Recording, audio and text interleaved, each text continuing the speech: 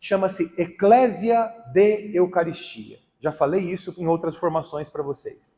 Eclésia de Eucaristia significa a igreja vive da Eucaristia.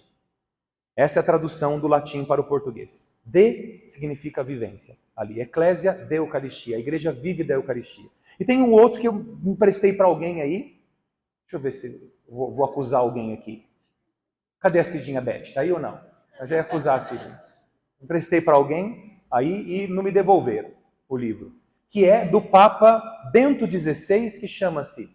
Aí não é uma encíclica. Essa aqui é uma encíclica. Dentre os documentos papais de direito canônico, a encíclica é o documento mais importante, depois da bula. É o documento mais importante que um papa pode escrever. Certo? Papa João Paulo II escreveu mais de 20 encíclicas. E o Papa Bento XVI fez uma exortação apostólica.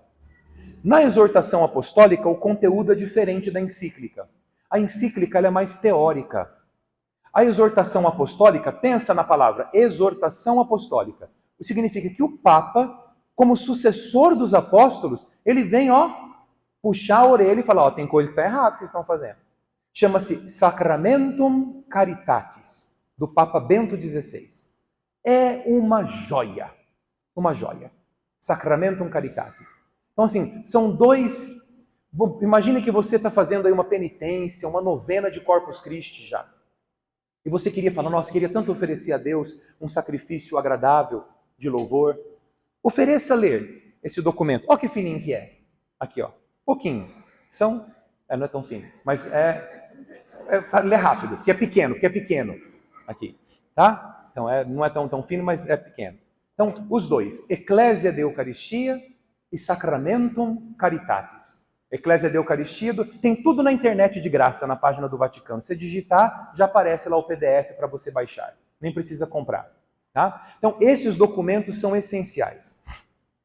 E aí, o documento vai nos ensinar a melhor resposta, junto com o catecismo, para essa questão que nós levantamos no Congresso dos Ministros. Vamos caminhando juntos e vamos tentar chegar a essa resposta.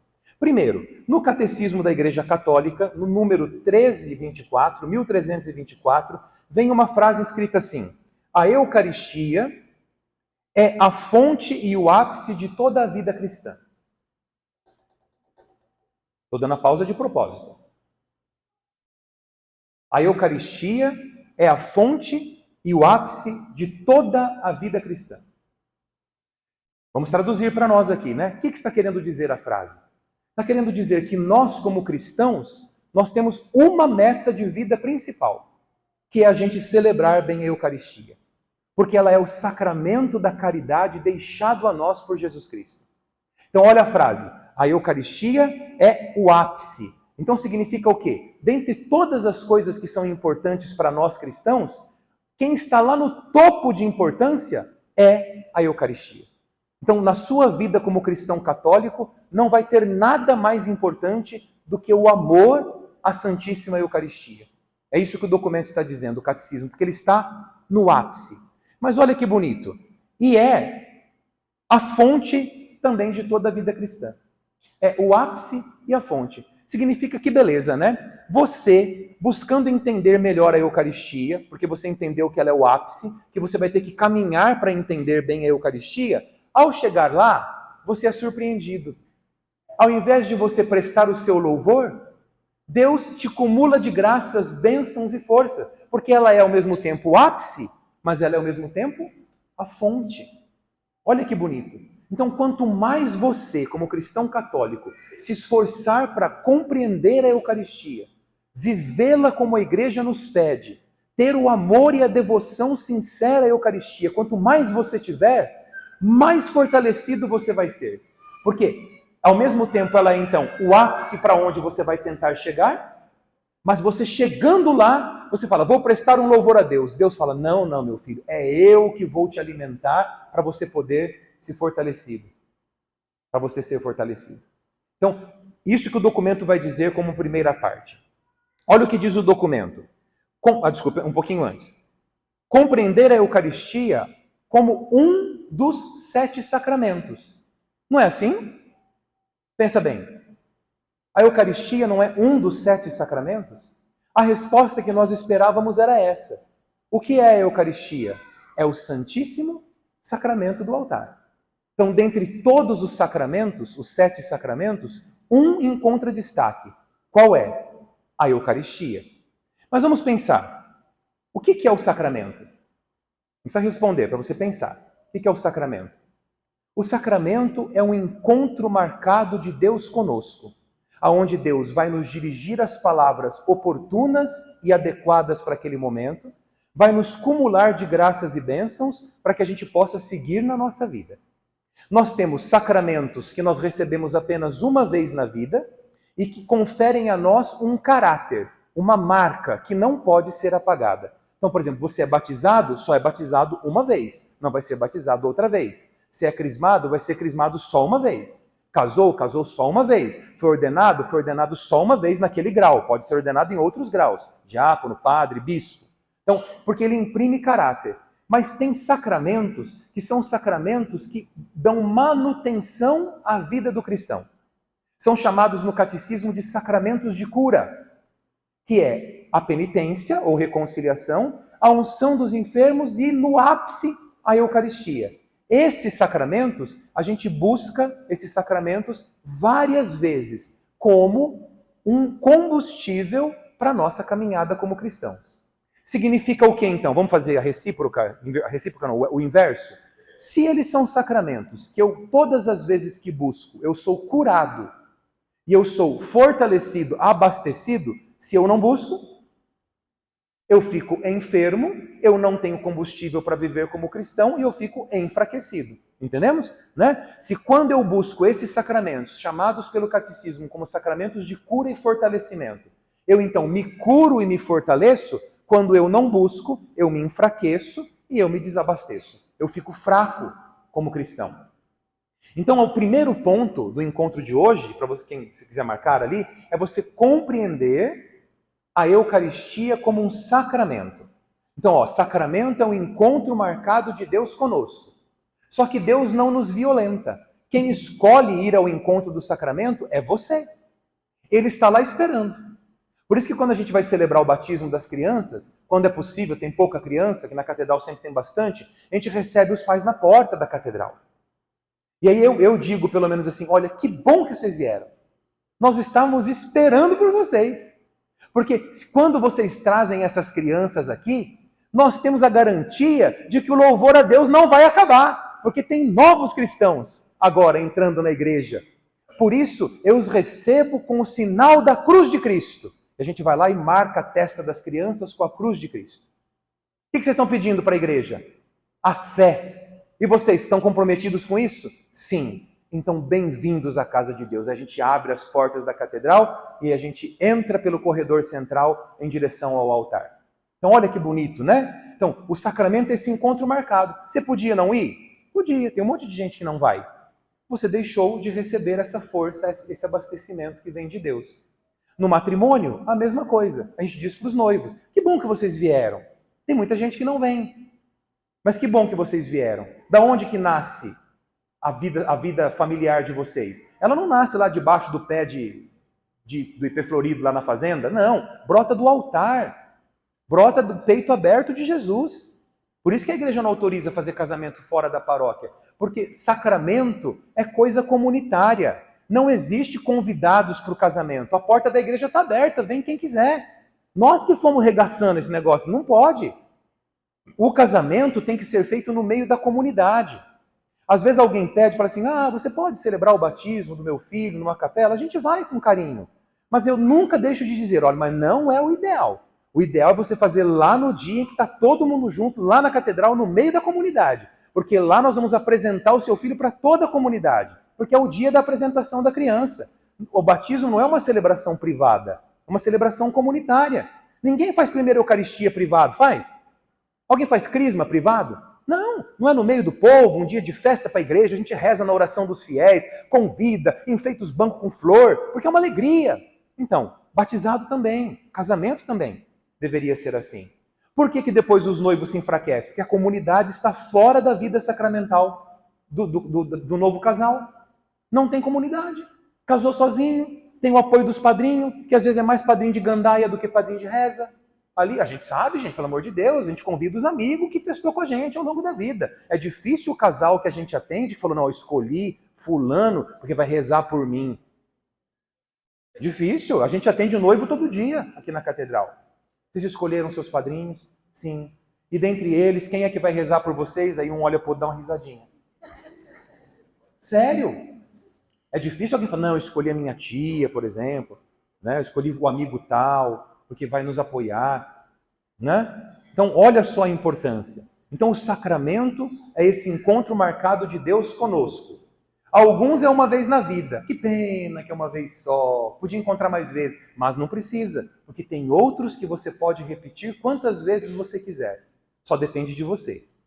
E a eficácia do sacramento? Depende de nós.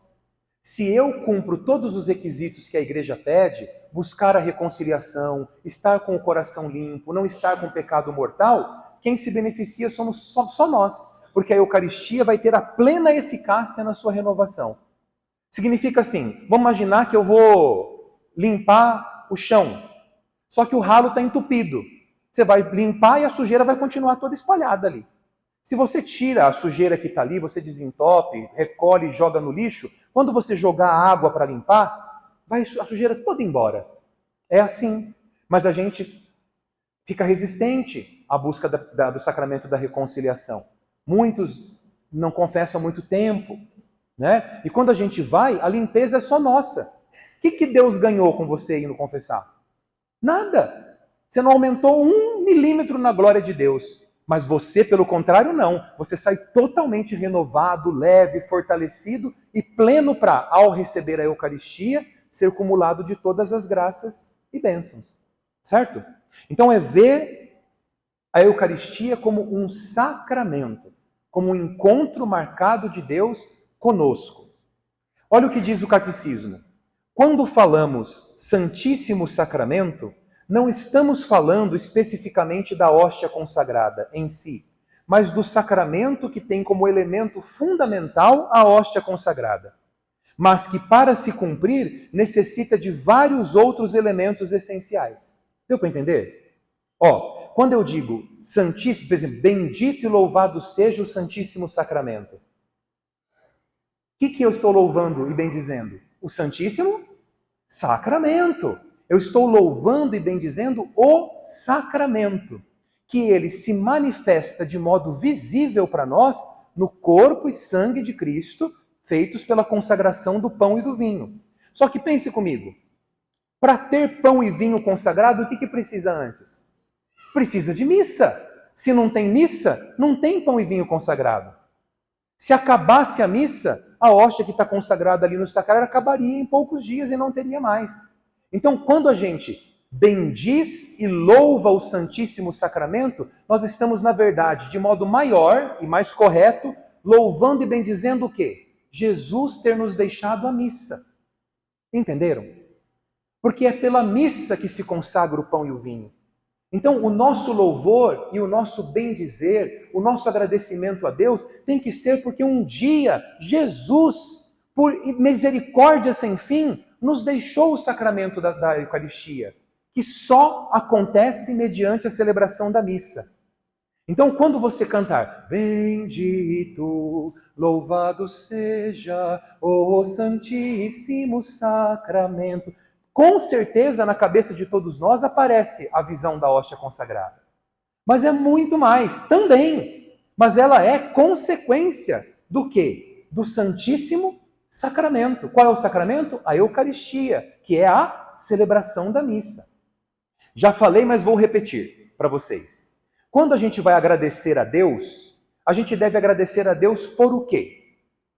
Primeira coisa, se a gente fosse criar uma hierarquia, a gente fala, pela minha vida. Eu agradeço a Deus que deu a vida para mim.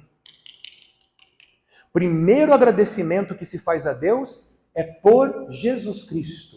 Sempre, não se esqueça. Se você tiver que falar assim, Senhor, eu te louvo e te agradeço, porque primeiramente o Senhor um dia, na sua infinita bondade, nos mandou o seu próprio Filho que foi entregue por nós. Primeiro agradecimento a Deus é porque um dia Ele mandou Jesus. Se Jesus não tivesse vindo, nós não estaríamos aqui. Bendito seja Deus que nos reuniu no amor de Cristo. É a frase que a gente fala no início da celebração. Bendito seja Deus que nos mandou Jesus. E a oração eucarística, que a gente reza para a consagração, vocês já perceberam que é isso que ela fala? É a primeira coisa que o padre fala. Ele começa lá, o Senhor esteja convosco, corações ao alto, demos graça ao Senhor nosso Deus. Aí ele diz assim, ó se não é, na verdade, é justo e necessário, é nosso dever e salvação dar-vos graças, sempre e em todo lugar, por Jesus Cristo, vosso Filho e Senhor nosso. É Ele o sacerdote verdadeiro que sempre se oferece por nós todos, mandando que se faça a mesma coisa que fez naquela ceia derradeira. Por isso estamos aqui bem unidos, unindo-nos aos anjos e santos para cantar. E aí a gente canta o santo, não é isso aí? Esse é o prefácio da oração eucarística número 5. Então, na verdade é nosso dever e salvação dar-vos graças sempre e em todo tempo e lugar. Por quem? Por Jesus Cristo. Por Jesus Cristo. E no tempo da Páscoa fica mais bonito, né? Na verdade, é nosso dever e salvação dar-vos graças, sempre, em todo tempo e lugar, por Jesus Cristo, vosso Filho e Senhor nosso, sobretudo neste tempo em que Cristo, nossa Páscoa, foi imolado. Não é isso que a gente ouvia até na semana passada? Né? Ele decidiu se tornar sacerdote, altar e cordeiro. É que agora a gente não lembra mais de decor, porque trocou a tradução do missal, tem que decorar de novo. Agora, o texto antigo já não vale mais. Então, o primeiro agradecimento que a gente tem, gente, é sempre por Jesus. Sempre por Jesus. Eu já falei dezenas de vezes, mas aí vai entrar na cabeça para ninguém esquecer. Quem aqui vem declamar para mim a oração, a primeira oração da Vigília Pascal? Depois da primeira leitura. Tânia. Mas eu já falei várias vezes, não falei? Lembra, qual é a primeira leitura da Vigília Pascal mesmo? Livro do Gênesis, capítulo 1, versículo 1. Não dá para esquecer nunca, viu? Que é o primeiro livro da Bíblia, o primeiro capítulo, o primeiro versículo. Né? No princípio, Deus, né, criou o céu e a terra. E o Espírito de Deus pairava sobre as águas. E Deus disse, faça-se a luz. E a luz se fez. Esse é o primeiro capítulo, primeiro versículo da Bíblia que a gente tem. Quando termina essa leitura, a gente canta o Salmo. Enviai o vosso Espírito, Senhor, que é o mesmo que cantamos ontem, na missa também. Quando termina, o bispo, no caso na catedral, faz uma oração. É marcante. As palavras trocaram, eu não vou saber decor mais, tá? Olha o que o bispo reza depois de ouvir a primeira leitura. Senhor, dai-nos a graça de compreender, no início desta vigília pascal, que a ressurreição de vosso Filho na plenitude dos tempos supera infinitamente a sua graça manifestada na criação do mundo. Olha como é que a eucologia, os textos, não é ecologia, a eucologia, que é os textos das orações, rezam muito bem. Olha, Senhor, dai-nos a graça de compreender, nós que estamos celebrando essa vigília pascal, que a ressurreição de Jesus na plenitude dos tempos, supera infinitamente a manifestação do seu amor dada na criação do mundo. Significa que a ressurreição de Jesus é infinitamente mais importante do que a criação do mundo. Por quê? Porque é o maior gesto de amor que Deus podia ter feito por nós. Quando nós matamos o próprio Jesus e Deus deveria nos abandonar, ele se renova em amor e ressuscita Jesus. É inimaginável. A gente não merece. A gente matou o próprio Jesus. E aí a Páscoa se torna o centro da nossa fé. O centro da nossa fé. Só que antes disso, para que isso tudo acontecesse, Jesus celebrou a ceia com seus discípulos. E na ceia ele pegou e falou assim, boa noite, e consagrou o pão e o vinho? Não. Já falei também isso. Jesus chega na ceia, conforme o Evangelho de São João, de São Lucas, essa frase está em São Lucas, e ele diz assim, olhando para os discípulos, né? Desejei ardentemente celebrar essa ceia com vocês. É uma frase tão bonita, porque demonstra de Jesus que só naquele momento que ele achou que os discípulos estavam prontos para poder celebrar a ceia com eles. Antes não dava. Ele estava ansioso para celebrar, mas não dava, eles não entendiam o que estava acontecendo. Primeiro eles tinham que ter feito o quê? Viveram com Jesus, viram seus milagres, aprenderam com ele, foram repreendidos, foram corrigidos, foram perseguidos, e depois que tudo isso aconteceu, então Jesus celebrou a ceia com eles. E celebrou naquela ordem que a gente conhece. Chegou, lavou os pés dos discípulos, depois fez um longo discurso que está ali no final do Evangelho de São João, que é o discurso de Jesus, só está no Evangelho de São João.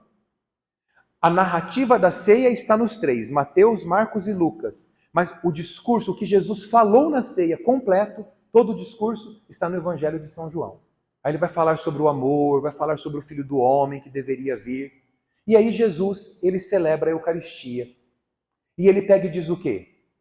Isto é... Bom, eu já falei para vocês.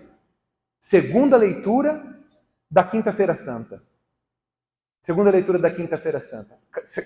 Leitura da segunda carta de São Paulo aos Coríntios. O pessoal vinha falar para Paulo: olha, Paulo, o que você tem para ensinar para nós? Eu não tenho nada para ensinar que vem de mim. Tudo que eu ensino vem de Deus. São Paulo fala. Não, mas o pessoal ouve a palavra e celebra a ceia. Como é que é? Como é que a gente pode fazer? Aí São Paulo diz o quê? Mas na lata. Ele fala: o que eu recebi do Senhor é isto que eu vos transmiti. Não tem que ficar inventando coisa. Na noite em que ia ser entregue, ele tomou o pão, deu graças, o partiu e o deu aos seus discípulos, dizendo: isto é o meu corpo. Do mesmo modo, ao fim da ceia, ele tomou o cálice, agradeceu novamente a Deus e passou aos seus discípulos, dizendo: este é o cálice do meu sangue, o sangue da nova e eterna aliança, que será derramado por vós e por muitos para a remissão dos pecados. E concluiu dizendo: fazei isto em minha memória. Então olha o que São Paulo está dizendo. O que eu recebi é isso que eu vos transmiti. É isso que Jesus fez. Só que aí a gente precisa compreender o que significa a palavra memória na teologia. Memória não significa lembrança. Eu tenho a memória boa aqui para decorar uma tabuada. Não é esse sentido na teologia. A palavra memória na teologia significa você reviver aquilo que você está lembrando. Ou, Padre Virgílio gostava muito dessa expressão, vocês ouviram muitas vezes, ele falava atualizar aqui. Não atualizar porque ficou velho, mas celebrar no hoje da nossa vida aquilo que Jesus mandou a gente fazer. Então, quando eu falo, fazemos isso em memória de Jesus, não é lembrando o que Jesus falou. Fazer em memória de Jesus é repetir os seus gestos, é repetir as palavras que Jesus fez, só que do nosso jeito, no nosso momento na história da salvação. Jesus não morre de novo na cruz, ele já morreu uma vez por todas. Por isso o sacrifício da cruz é cruel, é cruento, é com sangue, e o sacrifício da Eucaristia é incruento, é sem sangue, sem sofrimento, porque Jesus já morreu e ressuscitou ali. Estamos conseguindo seguir essa ideia aí? Então, nós fazemos em memória de Jesus. Ou seja, nós fazemos porque ele nos mandou fazer. E celebramos do jeito que ele mandou. A gente cantou na Páscoa agora. Para lembrarmos a morte e a cruz do Senhor, nós repetimos como ele fez. Gestos, palavras, até que volte outra vez. E quando amanhecer... Não é isso aí? Então nós vamos repetindo como ele mandou a gente fazer. Então, estamos chegando já quase na compreensão do porquê que é o sacramento. Então, o sacramento é o sacramento da Eucaristia. Para ter pão e vinho consagrado precisa de missa.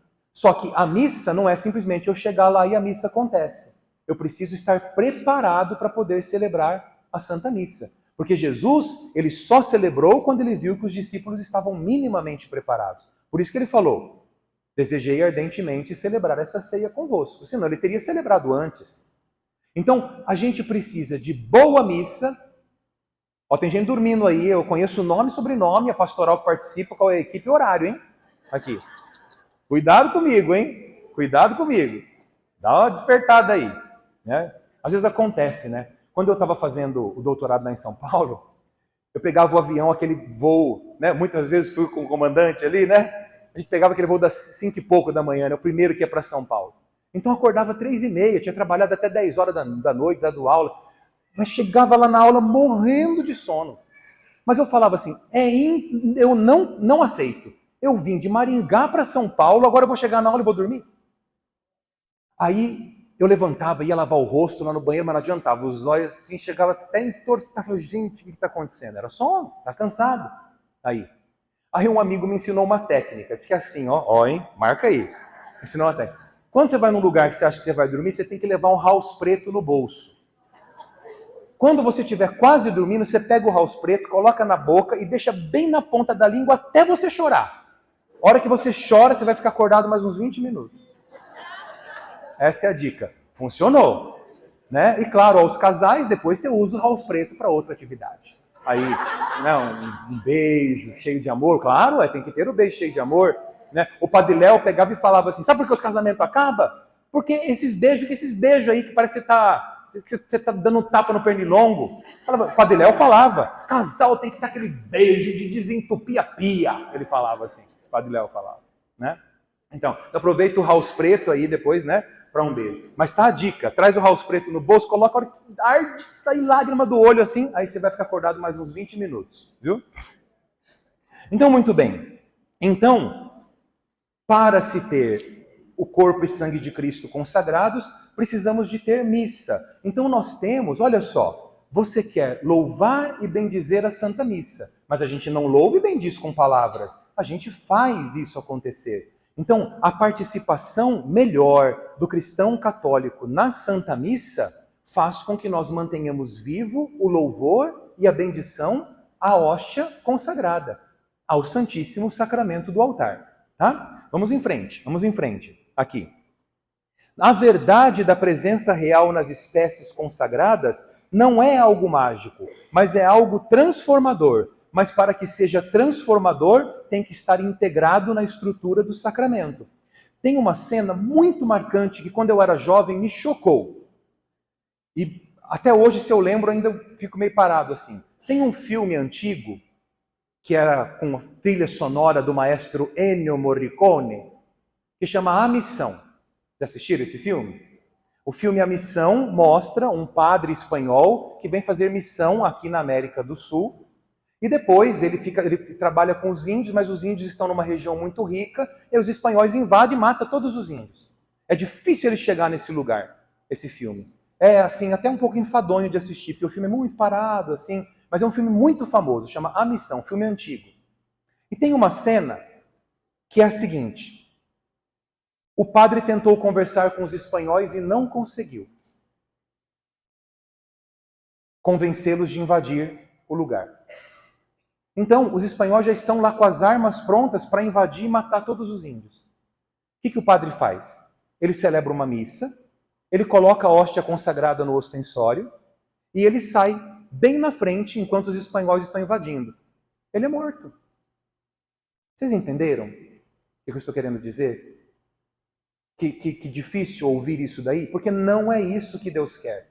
O pão e o vinho consagrado não é para fazer um milagre, para espantar o mal da humanidade pela força da hóstia consagrada. Se fosse assim, as coisas estariam resolvidas, porque seria muito simples. O padre poderia fazer isso nas nossas casas a todo dia. Por que a igreja não faz? Porque não é isso que a igreja quer. A Eucaristia é um sacramento, é para nos alimentar, é claro que é para a gente louvar em adoração perpétua, mas é para nos alimentar, para nós sermos pessoas melhores, como Jesus Cristo, para amarmos como Jesus amou. Por isso precisa de uma preparação. Você tem que ouvir a palavra, você tem que estar com o coração limpo, aí a Eucaristia vai ter o efeito que precisa. Tanto que nos rituais da igreja, não sei se vocês já pararam para pensar, por que não dá a comunhão para alguém num ritual de exorcismo? Seria simples de tirar o demônio da pessoa. É só você dar a hóstia consagrada, que é o corpo e sangue de Cristo, o demônio teria que sair. Por que a igreja não autoriza, nunca isso esteve presente no ritual? Porque a Eucaristia exige consciência, é um sacramento feito aonde Jesus se entrega por nós e nós queremos receber o próprio Cristo naquele momento. Por isso que é diferente o ritual. Então não é algo mágico, mas é algo transformador. Transformador em que sentido? Se você é consciente do que está acontecendo, se você realmente participa da missa, vivo, atento, devoto, aquele sacramento vai mudar o seu coração.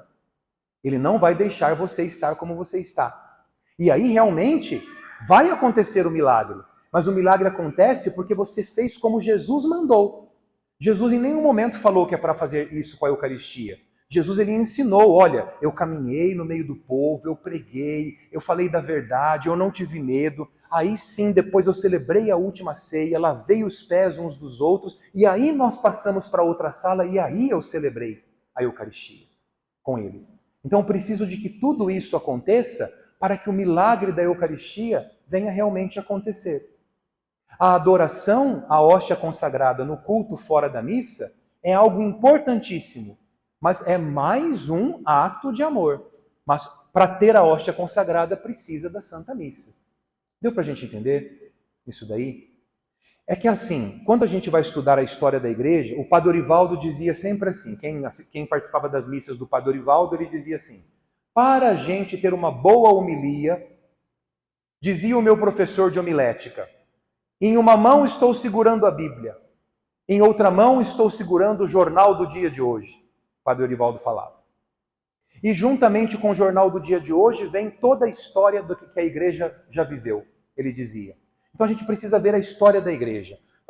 A devoção, a visão da hóstia consagrada, ela só veio acontecer do século XVI para frente. Durante 1.600 anos, que é muito mais do que a gente viveu agora, que são 400 anos, durante 1.600 anos não se tinha essa devoção. A devoção era a celebração da missa. A missa era o ato principal. Como a igreja se clericalizou e ela impediu que os fiéis tivessem acesso à comunhão em todas as celebrações, então foi se criando um ato de devoção à visão da hóstia consagrada. Então, como não se podia comungar, se adorava a hóstia consagrada. Então, é um ato totalmente válido e importante, mas não suplanta você receber o Cristo no seu próprio corpo. Você está recebendo na sua boca. Olha que milagre, que bênção que é você poder receber. Certo? Vamos lá, em frente. O que diz o catecismo aqui? Ele vai falar da compreensão da Eucaristia. Primeiro, compreensão da Eucaristia, o primeiro ponto que ele coloca, letra A, está lá no 13 e 20 na sequência. Como sacramento, esse já foi, já entendemos. Tudo bem? Não é qualquer sacramento, é o Santíssimo Sacramento. É o sacramento mais importante que se tem. Segundo, importante aqui, acorda aí pessoal. Segundo, é compreender a Eucaristia como ação de graças. Isso é o mais óbvio, porque a palavra Eucaristia em grego significa ação de graças, na etimologia, na raiz da palavra. Mas vamos entender ação de graças em que sentido? É ação de graças em dois... Está aberto isso aqui que você deixou aberto para mim ou você bebeu? Vou dar uma bicada aqui, não vai nem perceber. Né? É ação de graças em dois sentidos. Eucaristia significa ação de graças. Essa é a explicação da palavra na raiz. Mas ação de graças em que sentido? Dois sentidos.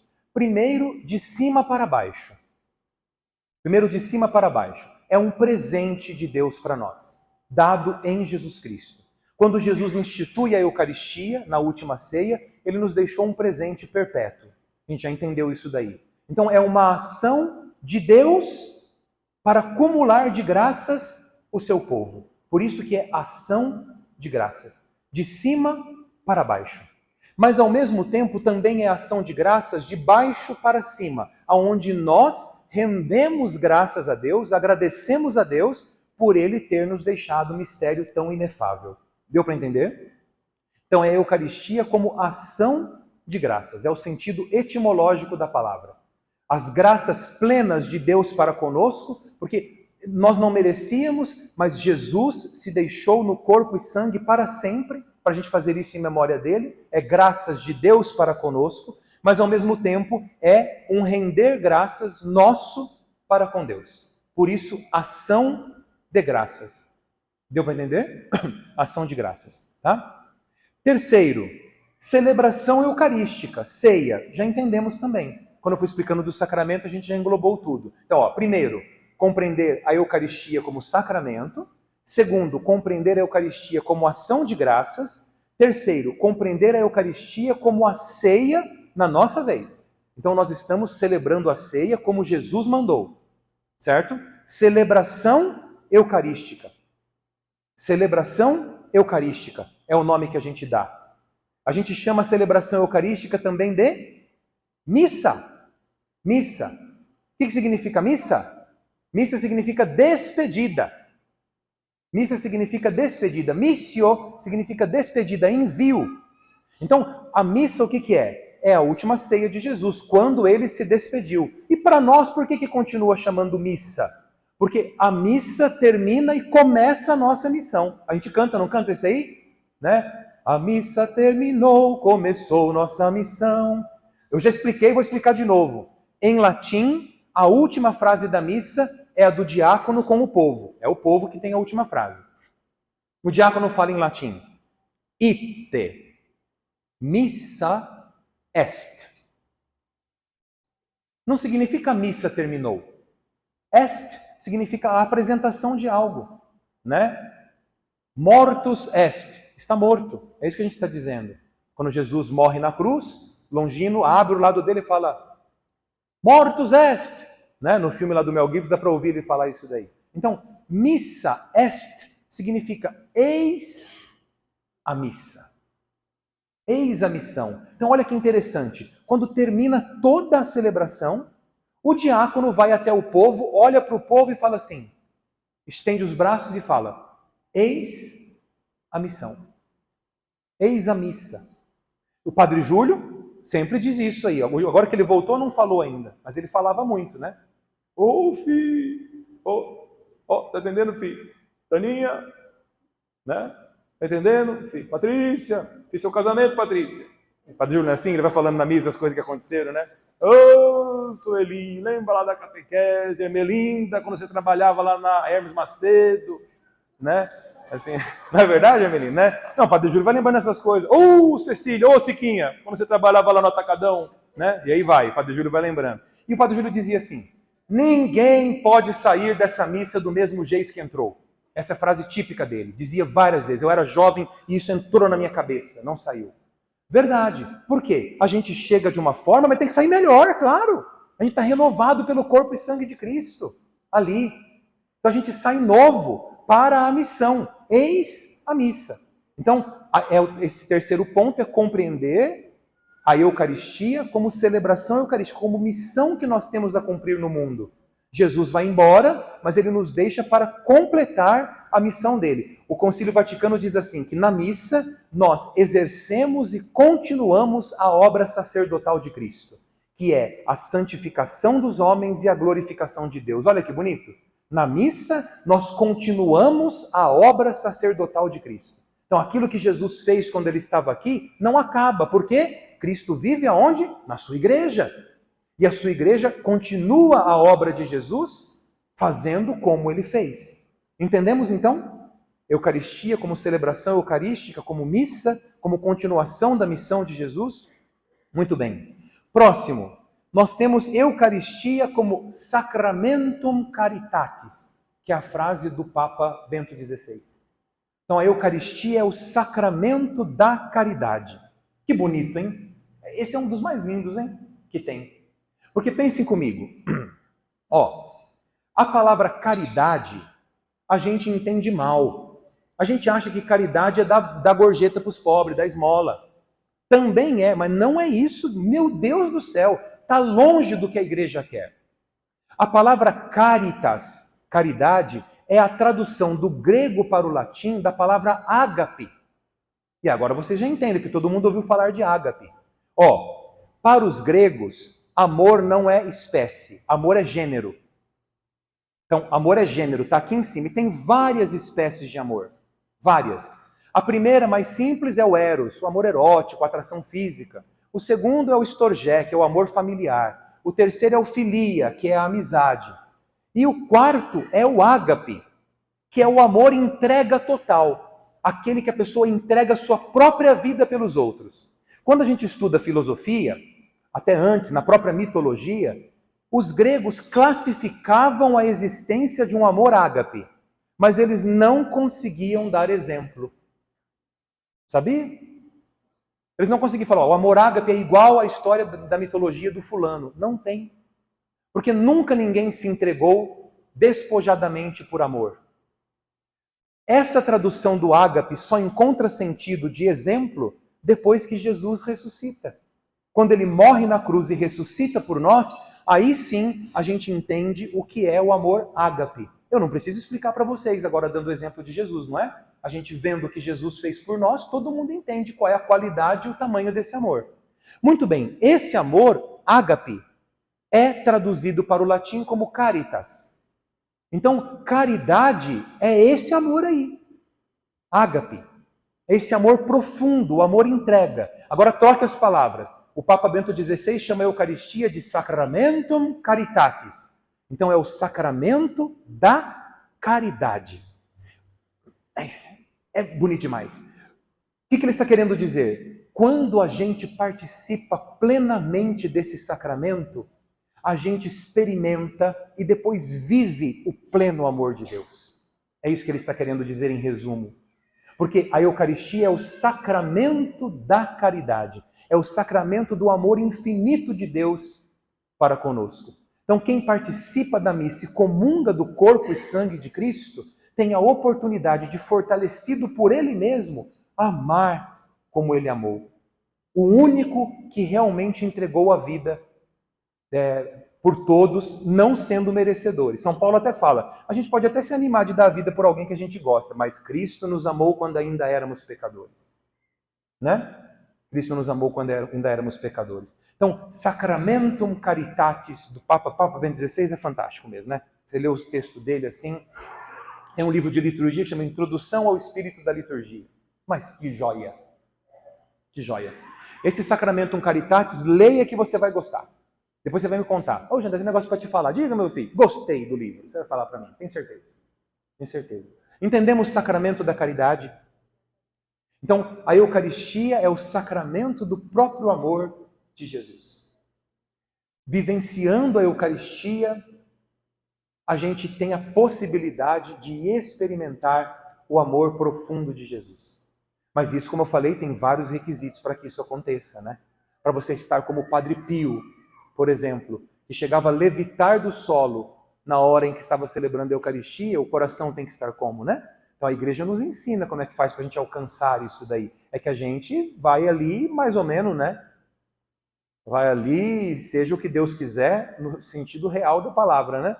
Seja o que Deus quiser. E a gente acaba comungando da própria condenação. Comungar da própria condenação é em vários sentidos. É num sentido espiritual escatológico, mas é num sentido físico também, sabia?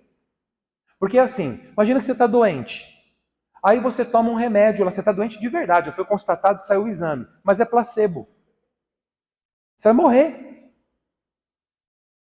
Se você vai à missa de coração sujo, você está comungando a própria condenação de São Paulo. Se você está se enganando, porque você vai achar que Deus vai realizar um milagre, mas Ele não vai porque você não deixa. Porque você tem que limpar o seu coração para você poder receber a Eucaristia. Por isso você comunga a própria condenação. E a pessoa, ela vai, mas eu vou na missa. Mas então a vida está toda torta, você está totalmente aí numa vida de pecado. E você, não, mas eu estou indo na missa tudo, mas não está participando como Jesus quis. Né? Se fosse, a eficácia ia acontecer. Jesus nos ensinou. Tá? E por último, comunhão. Olha que bonito também. Vai dizer para nós aqui, o último é comunhão, que é o pão eucarístico. Então olha que interessante. Na missa, nós temos liturgia da palavra e liturgia eucarística. A gente sabe que essas são as duas grandes partes da missa. Elas são inseparáveis. Inseparáveis. Diz Santo Agostinho que não há pão da Eucaristia sem pão da palavra. E é uma verdade. Por quê? Porque não existe Jesus celebrando a última ceia sem Jesus ter celebrado os milagres e ter feito a pregação que fez. Não é isso daí? Então é a mesma coisa. Então não existe. É o mesmo Jesus. A palavra é a Eucaristia. Você vai à missa e você ouve a palavra. A palavra é integral. É o Jesus como um todo. Mas em cada missa você ouve um trecho da palavra de Deus. Nesse trecho da palavra de Deus, Jesus te faz uma proposta. Quem aceita a proposta sela a aliança com ele. Ou seja, sela a comunhão.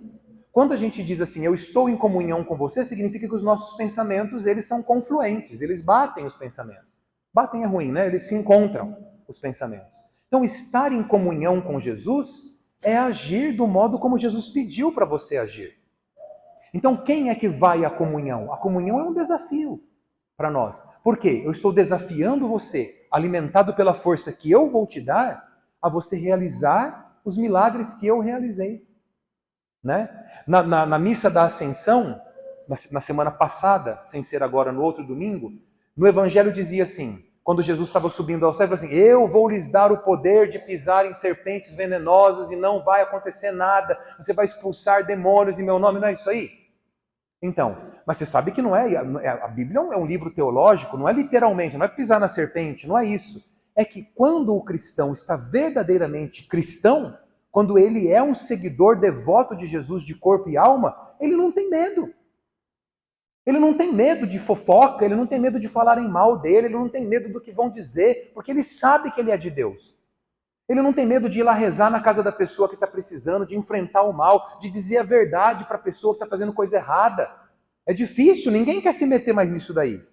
Uma vez aconteceu um problema, não vou dizer em qual pastoral, aí eu e a Marlene, cadê a Smirley? Tá aí, Smirley? Ainda ou foi embora? Aí, eu e a Marlene, nós vamos conversar com o Padre Júlio, que é a Marlene que descobriu. Aí a Marlene pegou e falou assim, Padre Júlio, descobrimos isso, isso e isso. O Padre Júlio falou assim, vocês vão fazer igual está escrito na Bíblia. Chama a pessoa e vocês falem em nome da igreja que ela está errada. Saímos nós dois lá, e agora, Marlene? O que nós vamos fazer? Ele falou, vocês descobriram, vocês como verdadeiros cristãos, vocês têm autoridade em meu nome de ir lá falar. Lá vai nós marcar o horário para a pessoa. Mas a pessoa ficou brava, esperneou, mas nós falamos com carinho, com amor, rezamos. No final a pessoa agradeceu e conseguimos resolver a situação. Então assim, aquele dia com a Marlene, que era uma mulher tão santa, eu experimentei isso aí mesmo. Pisamos em cobras venenosas e nada nos aconteceu. Tanto que ninguém nunca ficou sabendo disso. Vocês nem sabem do que eu estou dizendo. Aí, porque resolveu por ali mesmo, pela graça de Deus. Então esse é o cristão. Né? Se jogarem uma maldição em você, não vai pegar, diz lá o Evangelho. Né? Você não vai ter medo. Mas por quê? Porque o coração está puro, né? Então a gente tem que fazer a nossa parte para Deus conseguir realmente realizar a parte dele. Lembra do milagre lá da hóstia, do ostensório lá. Os espanhóis vão entrar e vai matar todo mundo. Não tem jeito, não vai ser assim que a gente vai conseguir resolver. Né? Certo? Muito bem, então comunhão é nesse sentido, entrar em comunhão com Jesus. Por isso que nós estamos batalhando tanto, se tiver o pessoal aqui das equipes de canto, para que o canto de comunhão, ele traga o tema do Evangelho. Porque a gente comunga do Cristo Eucarístico como um todo. Mas qual é o tema principal? O Evangelho do dia. O Evangelho do dia. Né? Então, isso na hora da comunhão, cantando mais baixinho, nos evoca o que eu vou comungar com Cristo. O Senhor foi preparar um lugar para nós no céu. Ó varões galileus que estais no céu a olhar, aleluia. O Senhor que subiu ao céu pode depois voltar, aleluia. É isso aí que eu estou comungando, na Ascensão do Senhor, que foi a última missa que eu cantei, né? Aí que no Pentecostes a gente não cantou. Então, vai nos selar a comunhão com Deus. Vamos lá. Repetindo para fechar. Sacramento, Eucaristia como sacramento, Eucaristia como ação de graças, Eucaristia como celebração eucarística, missa, Eucaristia como sacramento da caridade e Eucaristia como pão consagrado e comunhão. Como pão consagrado e comunhão. Maravilhoso, né? Catecismo da Igreja Católica, pessoal. Simples assim mesmo. Peguei o catecismo, copiei e estou passando para vocês. Aí. Certo? E aí, o catecismo vem trazer para nós os frutos da comunhão. Então, beleza, eu fui lá e comunguei. Quais são os frutos da comunhão sincera e verdadeira? Olha o que diz o catecismo. Ele coloca aqui, primeiro, só um pouquinho. Primeiro, aumenta nossa união com Cristo. Faz sentido, né? Primeiro fruto da comunhão. Então, o inverso é verdadeiro. O contrário. Se você vai então à missa todos os domingos e você não está se parecendo com Cristo, alguma coisa está errada. Vale para mim, para qualquer um de nós assim. Porque a verdadeira comunhão aumenta a nossa união com Cristo. Estou parando de propósito, para a gente pensar mesmo, né? Segundo, nos preserva de futuros pecados. Afirma o catecismo. Traz a remissão dos pecados veniais. Une-nos como igreja. Porque, veja bem, cada um de nós vem para a missa com um pensamento diferente. Só que quando a gente chega na igreja, nós somos conclamados a um único evangelho. Então, olha que maravilha seria. Seria como se fosse assim. Imagine que cada um aqui teria uma função diferente na sociedade. Como é? Cada um aqui tem uma função. Um professor, outro médico, outro advogado, cada um tem uma função. Mas todo mundo recebesse a mesma missão e saísse da igreja com a mesma missão para fazer a mesma coisa em ambientes diferentes. Olha que maravilha. Seria. Mas é isso que tem que acontecer. Porque a Eucaristia nos une como igreja. É um fruto da comunhão. Então cada um tem um pensamento diferente. Só que agora, quando a gente sai, todos aplicam o mesmo evangelho que foi pregado. Era para maravilha acontecer na nossa sociedade, né? Era para maravilha acontecer. Quando Dom Paulo Evaristo Arnes veio celebrar aqui a missa na penitenciária aqui de Paissandu uma vez, ele falou uma frase que chocou todo mundo. Ele falou assim, muitos dos que estão aqui são frutos de missas mal celebradas. Ficou marcado isso aí na história, né? Porque não colhemos os frutos da comunhão verdadeira. Não participamos como Jesus nos pede para participar, ele não faz os milagres que deveria. Tomei o remédio errado, né? É placebo, porque eu não estou realmente fazendo como ele mandou. Jesus, ele quer, mas ele não consegue. Não porque ele não pode, porque você não quer. Ele pode tudo, mas ele não vai te violentar, né? Próximo, compromete-nos com os pobres, diz o catecismo. Isso é muito bonito, porque não é pobres só no sentido físico.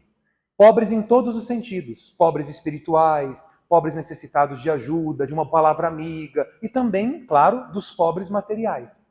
E realmente, né? Porque se é uma consequência, se nos une e nos faz parecidos com Jesus, Jesus não era esse que justamente trazia a boa nova aos pobres?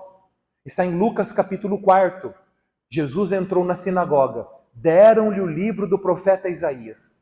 Ele abriu o livro, desenrolou o livro e disse: o Espírito do Senhor está sobre mim. Ele me enviou para proclamar a boa nova aos pobres, para proclamar o ano da graça do Senhor. Não é isso aí que a gente ouve? Né? Nós vamos ouvir essa leitura, porque ano que vem é ano jubilar. Nós vamos ouvir muito essa leitura. Então, Jesus ele quer realmente proclamar a boa nova aos pobres. Pobres em todos os sentidos. Pobres materiais, pobres em espírito, que precisam da nossa palavra. E realmente, né? Pensa bem, quando a gente está de bem mesmo, está com o coração bom, por exemplo, imagina, participou da quaresma, bem, participou da confissão, celebrou a Semana Santa, o trido, a gente fica diferente na nossa família. A gente tem mais paciência, a gente fala melhor, a gente tem compaixão. Eu sinto assim, pelo menos. Ouviu tantas meditações ao longo da quaresma, os nossos padres falando, celebrou a via sacra. Quer dizer, quando faz bem feito, o resultado é notório mesmo. Quando está dando tudo errado, alguma coisa está errado. Não é com Deus o problema, pode ter certeza. Esses são então os frutos da comunhão. Os frutos da comunhão. Por último, dentro do horário, que a Tânia tem um recado para dar para vocês ainda sobre o Corpus Christi. É importante a gente entender o que acontece na consagração do pão e do vinho. É difícil o que eu vou dizer, não difícil de engolir, assim, difícil de entender mesmo, assim, não perca o fio da meada, a linha lógica que a gente vai fazer. Ó, depois que a gente ouve a palavra, nós somos convidados a apresentar as oferendas no altar. Vou parando assim para vocês irem pensando, senão eu vou falando sem parar, não pensando. Não é verdade? Ó, veja bem, no missal, agora na nova tradução, que foi mais requintada, assim, mais fiel, vem chamado esse momento de apresentação dos dons. Trocou a palavra oferenda por dom. As duas são boas, mas não é a apresentação das ofertas. Isso tem que ficar claro. Nem muito menos é ofertório. Aquela hora não é. Aquela hora é a apresentação das oferendas ou a apresentação dos dons. Vou explicar. Não fica coisado com a palavra oferenda, não, porque a palavra oferenda é nossa, é de origem judaica. É mais antigo do que das religiões de matriz africana. Ah, é oferenda. Não, oferenda é nossa. É palavra nossa. Não tem nada a ver, não. Está no missal e os judeus faziam oferendas a Deus, holocaustos, sacrifícios pacíficos no templo. É oferenda. Qual é a diferença de oferenda e oferta? Oferta é o que você dá do que é seu. Então, olha, eu tenho esse aqui, eu te dou, é meu. Estou te fazendo uma oferta. Deu para entender? Agora, para Deus, não tem como fazer oferta. Porque tudo é de Deus. Até a sua vida. A sua vida é um sopro de Deus. Um sopro. Um sopro. Deus, tanto que a Bíblia, para mostrar a nossa fragilidade, ela utiliza, olha, Deus fez como se fosse o quê? Como se ele tivesse pegado um pouco de barro, por isso que Adamos, que significa barro, por isso que o nome dele é Adão, veio do barro, moldou e soprou. Ruá. O Espírito Santo não como dínamos, mas como ruá, aquele que dá a vida ali. E esse é você. Se tirais o seu respiro, elas perecem. Nós ouvimos no Salmo 11. Se tirais o seu respiro, elas perecem e voltam para o pó de onde vieram. Enviais o vosso espírito e renascem, e da terra toda a face renovai. Não é? Olha, a gente tem que celebrar bem, essas coisas vão ficando na cabeça da gente ali. Realmente, se Deus tira o respiro, acabou, a gente morre. Então nós não temos nada para ofertar. As músicas até nos ensinam errado. Eu vou ofertar o meu coração. Não tem como. Então o que a gente pode fazer? Agora vem o que a gente pode fazer. Eu posso apresentar a Deus uma oferenda. O que é a oferenda? É o recolher os dons que Deus me deu, que tudo foi Ele que me deu, e aí eu sim, de muito boa vontade, dentro do meu livre-arbítrio, eu recolho o que não é meu, o que já é de Deus, e eu apresento a Deus. Então é a apresentação de um dom, a apresentação de uma oferenda. Como eu não tenho como recolher tudo que Deus me deu e levar no altar, nós obedecemos como Jesus mandou. Jesus utilizou as espécies do pão e do vinho para representar as nossas oferendas. Então, quando eu levo ao altar o pão e o vinho, naquele pão e naquele vinho estão representadas as nossas oferendas, que aí sim é a nossa vida, é o nosso coração, que são dons que Deus nos deu, a minha vida, o meu coração, e que eu, de muito boa vontade, apresento a Deus no altar. Então é a apresentação das oferendas, a apresentação dos dons. Mas alguém aqui pode oferecer alguma coisa a Deus? Pode. Sabe quem? Jesus Cristo. É o único que pode se oferecer a Deus. Porque Jesus Cristo é da mesma essência de Deus. É o único que é dono de si mesmo. Por isso que no credo niceno-constantinopolitano, ao falar de Jesus, nós dizemos Deus de Deus, luz da luz, Deus verdadeiro de Deus verdadeiro, gerado, não criado, consubstancial ao Pai. Não é isso que a gente reza? Quer dizer, da mesma substância de Deus é Jesus.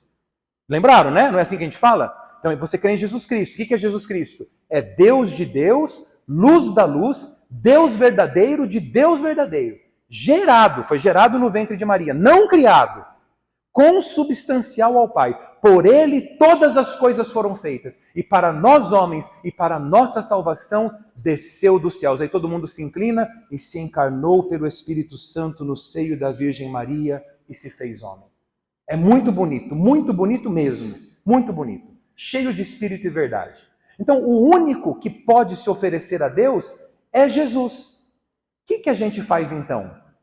Nós chamamos agora no tempo pascal Jesus de sacerdote, altar e cordeiro. Já ouviram essa expressão?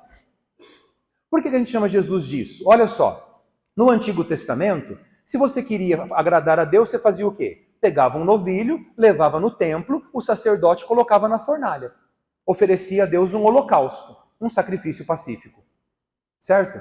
Você queria que Deus abençoasse as suas colheitas, você fazia o quê? Eu oferecia a Deus as primícias. Eu pegava o primeiro feixe de trigo, enrolava, levava no templo e oferecia.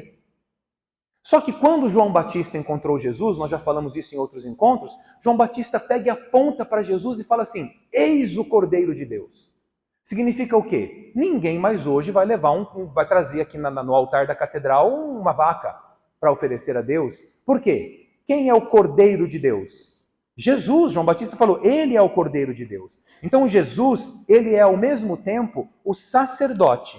Por quê? Só por meio de Jesus nós conseguimos louvar a Deus. Então ele é o sacerdote. Mas Jesus ao mesmo tempo é o altar. A nossa vida só vai chegar a Deus se nós misturarmos a nossa vida com Jesus. Por isso que é o altar. É lá em Jesus que nós temos que colocar a nossa vida. Se eu oferecer minha vida aqui, não adianta. Ela não é minha. Mas quando eu coloco em Jesus, que é altar, aí Deus aceita. E ao mesmo tempo, Jesus é também o Cordeiro. Então, por isso que na oração eucarística, olha que interessante. O padre reza assim: na verdade, ó Pai, vós sois santo e fonte de toda a santidade. E tudo proclama o seu amor. Por isso nós vos pedimos, enviai o vosso Espírito Santo, a fim de que as nossas oferendas se transformem no corpo e sangue de Cristo. Por quê? Porque na noite em que ia ser entregue, ele tomou o pão e disse, e depois tomou o vinho e disse. Ou seja, por que você tem certeza que Deus vai consagrar o pão e o vinho? Porque ele não consagra pelos nossos méritos. Ele consagra porque Jesus mandou. Vocês entenderam a estrutura da oração? A oração eucarística é uma estrutura, a estrutura dela, você está justificando para Deus o tempo inteiro por que você está fazendo isso. Você está dizendo assim, Senhor, eu não estou fazendo isso porque eu quero, mas porque Jesus na última ceia tomou o pão, tomou o vinho e disse, fazei isso em memória de mim. Então por isso nós vos pedimos, santificai esses dons do pão e do vinho. É sempre assim a oração da igreja. A gente nunca vai ganhar nada de Deus por nossos méritos. Vocês já prestaram atenção? Vou dar outro exemplo. Nós vamos abençoar a água do batismo. A gente não fala assim, Senhor, por misericórdia, abençoe essa água do batismo. A gente fala assim, Senhor, já desde o início do mundo, o Senhor quis se servir da água para trazer vida nova aos que creem. Na criação do mundo, o seu espírito pairava sobre as águas. Deus que quis. Depois, para restaurar a humanidade, mandastes o dilúvio restaurador. Para que a libertação fosse implementada por meio do seu povo, fizeste com que o seu povo atravessasse pelo Mar Vermelho em pé enxuto. Chegando à terra prometida, Moisés bateu na rocha e da rocha saiu água. Depois, no exílio junto aos rios da Babilônia, nos choramos com saudade de Sião. Jesus, o seu próprio filho, se deixou ser batizado nas águas do Jordão por João Batista. Nas bodas de Caná, ele transformou a água em vinho. E do alto da cruz, depois de morto, do seu lado aberto, jorrou água e sangue. Por isso nós vos pedimos, fazei brotar para nós a água do batismo, para que ela seja restauradora para aqueles que vão renascer da água e do Espírito. Entenderam? É sempre assim a oração da igreja. A gente nunca pede por mérito nosso, a gente pede porque Jesus mandou. É uma ação ritual. Quando quem veio na missa da Quinta-feira Santa, a missa dos Santos Óleos, quando o bispo vai fazer a consagração do crisma dos Santos Óleos, é a mesma coisa. Ele começa lá do início. O Senhor lá no paraíso criou todas as árvores. E o Senhor quis se servir da oliveira generosa para poder santificar os seus filhos. Depois do dilúvio, uma pombinha trouxe no bico um ramo de oliveira. Olha que bonito lembrar. Depois, para ungir os seus sacerdotes e profetas, utilizaste desse óleo bendito. Também o rei Davi foi ungido por Samuel com esse óleo santo. E depois o seu próprio filho recebeu o nome que dá nome ao santo crisma, porque Cristo e crisma é a mesma raiz etimológica. Significa o marcado, o escolhido, o ungido por excelência. Por isso nós vos pedimos, sempre assim, fazei agora brotar para nós esse óleo generoso, e todo aquele que com ele for ungido receba por a sua infusão a graça do Espírito Santo. Olha que bonito. É muito verdadeiro, né? A gente vai para casa, minha igreja, minha igreja, minha igreja. Porque é verdade mesmo. É muito, muito, é muito. Não tem como, porque é verdade. É verdade. É fácil explicar. Porque é verdade. É difícil quando não tem explicação. Aí fica enrolando, inventa, porque mudou aqui, porque brigamos aqui. Quando é certo, é isso aí. Então, olha só. Agora nós já estamos entendendo, estou encerrando. Nós levamos as oferendas ao altar. Elas não são agradáveis a Deus, mas quando elas, apresentadas a Deus, são transformadas no corpo e sangue de Cristo, agora Deus aceita. Por isso que quando termina a oração eucarística, o padre pega o pão e o vinho consagrado e fala, olha, nós fizemos isso por Cristo, com Cristo e em Cristo. E agora nós louvamos a Deus, agora a gente pode.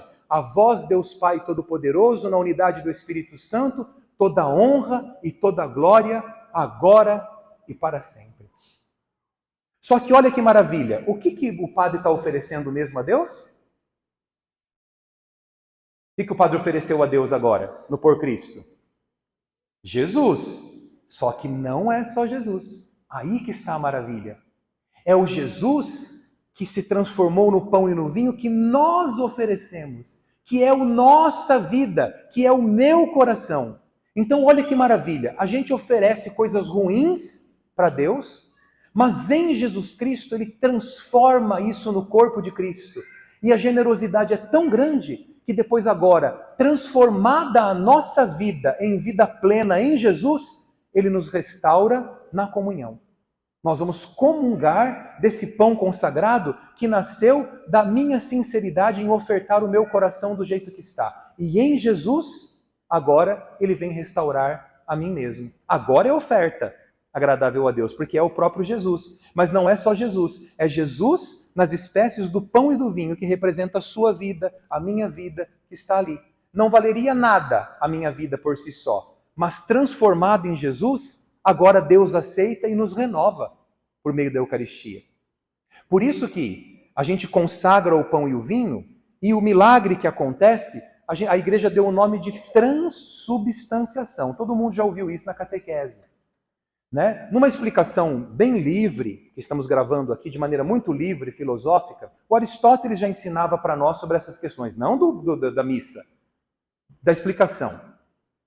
Quando você mexe com alguma substância e por um encadeamento químico a substância se transforma de uma coisa para outra coisa, se chama acidente em química. Então, o que deveria acontecer na nossa cabeça? Quando o padre estende a mão sobre o pão e o vinho e fala que eles sejam transformados no corpo e sangue de Cristo, o pão tinha que se transformar em corpo de Cristo e o vinho tinha que se transformar em sangue. Mas não é isso que acontece. A gente continua comendo uma hóstia de farinha, a gente continua tomando um vinho de uva. Mas então não aconteceu nada? Aconteceu. Aí a igreja teve que criar uma nova palavra, foi um neologismo que não existia. Para explicar o que aconteceu, ela não poderia chamar de acidente, porque o pão continua sendo pão, o vinho continua sendo vinho, mas não é mais pão e não é mais vinho. Como é que eu explico isso então? E criar uma nova palavra, a palavra é transubstanciação. Significa o quê? Na essência, não é mais pão, na essência, não é mais vinho. É pão, é vinho, mas não é mais pão e não é mais vinho. Palavra nova. Por isso que a oração eucarística 5 é a que mais nos ajuda a entender. Quando fala na parte das ofertas mesmo, falando depois da consagração. O padre diz assim, nós te oferecemos este pão que alimenta e que dá vida. Ó, é pão, mas não é um pão qualquer. O pão que a gente compra na padaria, ele não alimenta e dá vida. Ele só alimenta, engorda. Pão francês.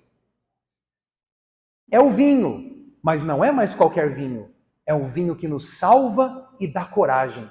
diz a oração eucarística 5. Então, é vinho, mas não é um vinho que embriaga, é um vinho que nos salva e dá coragem. Então, é transubstanciação, ou seja, a forma física continua a mesma, porque não aconteceu um acidente. Mas na essência, na substância, ele mudou de substância. Não é mais pão e não é mais vinho. Por força de quem? Do Espírito Santo e da ordem que o próprio Jesus nos deu. É isso aí. Deu para entender? Eu não estou perguntando se dá para repetir. Porque eu sempre digo isso para os alunos, assim, entendeu? Fica todo mundo... Não, é sim, entendeu. Agora tem que estudar, pegar o catecismo, olhar, anotar, grifar, e aí você vai poder explicar para alguém. Mas o importante hoje é entender e sair renovado na fé. Animado, alegre, vai celebrar o Corpus Christi. Não é? Maravilha. Porque olha só que bonito, quando aquela hóstia consagrada sair no ostensório, na missa, gente, aquilo somos nós. Aquela hóstia só está consagrada porque a gente se reuniu na missa antes. A hóstia é consagrada na própria missa. Aquela hóstia é a expressão da nossa união. É a expressão do nosso fervor. Da missa que nós preparamos, da leitura que foi proclamada, da música que foi cantada, da igreja que está decorada. Aquilo lá é o Cristo repleto da gente. Nós vimos o que aconteceu. É o pão que nós apresentamos. E pela força do Espírito Santo, somos nós ali naquele pão representados em Jesus Cristo. É o próprio Cristo. Então é uma maravilha, porque não é o Cristo, ele na cruz apenas, mas é o Cristo que santifica a nossa vida, porque ele consagrou o pão nosso, que nós oferecemos. Então é muito lindo ao ver realmente o ostensório passando, realmente nos enche de emoção. Se você compreende assim profundamente, não tem como não se emocionar, né? E aí a gente utiliza, eu termino com essa frase, desculpe me alongar um minutinho. Tem um brocardo, um dos mais antigos da patrística. Patrística é os textos dos primeiros padres da igreja. Eram chamados de apologetas, que são os defensores da fé.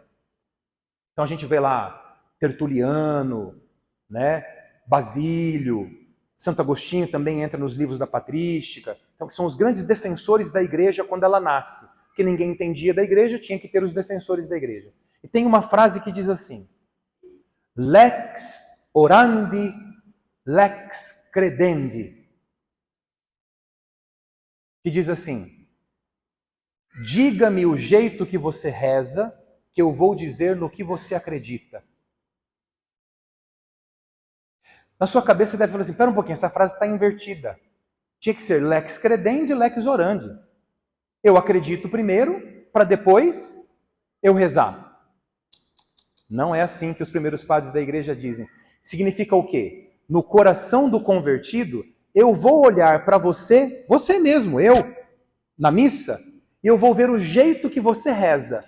E a partir de eu ver o jeito que você reza, que você lê, que você canta, que você ajoelha, que você se veste, do horário que você veio, da atenção que você tem, eu vou dizer no que você acredita.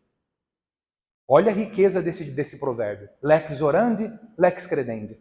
Então, no meio da missa, o padre está consagrando a hóstia e o povo está passando com a criançada na frente do altar. Lex orandi, lex credendi. Se é desse jeito que você está vendo a Eucaristia ser consagrada no altar, ensinando as crianças, ou a pessoa nem sabe o que está acontecendo, significa que ela crê como na Eucaristia. É uma deficiência que a gente tem que corrigir. Já falei para o padre Dirceu que a próxima campanha nossa vai ser a educação do povo para a celebração de novo, que a gente está esquecendo. É como se nada tivesse acontecendo no altar, não é? A pessoa nunca bebe água em casa, mas na missa ela vai beber água toda hora, não é? Gasta 200 copos por missa. Você chega lá na casa dela, a pessoa nunca bebe água, no serviço nem tem garrafa. Aí, a pessoa vê a hora da apresentação das oferendas como se fosse, opa, é intervalo entre o primeiro tempo e o segundo tempo. É hora de levantar, dar uma esticada ali. Pelo amor de Deus, não pode um negócio desse. Aí a pessoa chega e fala assim, quer fazer uma pergunta? Diga. Quando a gente entra na igreja, precisa mesmo ajoelhar para o Santíssimo? Aí eu vou responder para você, olha, eu vou ser chique, vou responder para você em latim. Lex orandi, lex credendi. Me diga o modo como você reza, que eu vou dizer no que você acredita. Se você acredita que lá no sacrário tem a hóstia consagrada, que é o próprio Cristo, a resposta está dada. Você vai ajoelhar ou você vai fazer o quê? Não é? Ai, mas então eu tenho que fazer o sinal da cruz. Lex orandi, lex credendi. Me diga o modo como você faz o sinal da cruz, que eu vou dizer no que você acredita também. Claro, tem gente que pode fantasiar e está fazendo uma brincadeira, né? Imitando alguma coisa, um teatro. Mas não é o nosso caso, né? O nosso caso, estamos falando da gente que está participando da missa. Então, a nossa oração tem que ser sempre muito sincera. E não se sinta mal, porque é um esforço de todo mundo, gente. É difícil, de repente, a gente está no meu Deus, fui lá para Nárnia e voltei. Não é assim? A gente às vezes vai longe. Acontece. Quando não é de má intenção, vai pela misericórdia de Deus. Mas não pode ser um hábito, né? A gente tem que estar entendendo. Aí, celebrou o Pentecostes ontem. A gente pergunta, qual foi a primeira leitura? A pessoa não sabe. Ué, mas onde é que você estava, meu filho? Né? Não, foi... nessa hora que você foi para Nárnia, ela encontrou o leão. Lá. Né? O Aslan. Não é esse é o nome dele? É isso aí, né? Acho que é, né? Aslan, sei lá, né? Aslan, né? Então, é isso aí. Então, é isso. Então, a gente tem... A nossa oração tem que ser expressão... Às vezes, quando eu estou animando a procissão de Corpus Christi, a gente fala assim, gente, não converse. A gente fala na procissão, que já faz tantos anos que eu ajudo a animar. Vamos manter o silêncio. Você acha que eu precisava dizer isso? É que o povo está em outro mundo. Já pensou, você está caminhando do lado de Jesus, você vai ficar contando a piada aqui? Às vezes a gente fala para os ministros, o ministro fica chateado, mas é nossa obrigação fazer o quê, né? Acabou de rezar lá na missa e está contando, lá na frente, mas gente, acabou de rezar, né? Então me diga o modo como você reza que eu vou dizendo que você acredita. Aí, então é algo muito sério. Na verdade é um presente a gente receber essa chamada dos padres da igreja, né? Porque nos apruma, nos coloca no lugar. Por isso que São Paulo fala que viver em comunidade é fundamental para a nossa fé. Quem é que vai falar essas coisas assim, sem seus padres, na missa, as palestras? Não tem quem fala. Aí significa o quê? Ninguém vai nos advertir. E São Paulo fala, como é que deve ser o cristão? Adverte, repreende, fala oportuna e inoportunamente, admoesta, corrige. É assim que São Paulo ensina, quando ele está falando lá numa das cartas. Como é que deve ser o cristão? Ai, tadinho. Não, deixa ele. Né? Não, adverte, corrige, repreende, admoesta, oportuna e inoportunamente. Se for com educação, vai ser bom, melhor, né? Certo? Mas é a nossa missão como cristão. Tá muito bem, tá muito bom. São 9h10, senão depois o pessoal vai reclamar, vai falar que a gente não cumpre o horário. Louvado seja nosso Senhor Jesus Cristo. Muito bem, é isso aí. Tânia, fala você.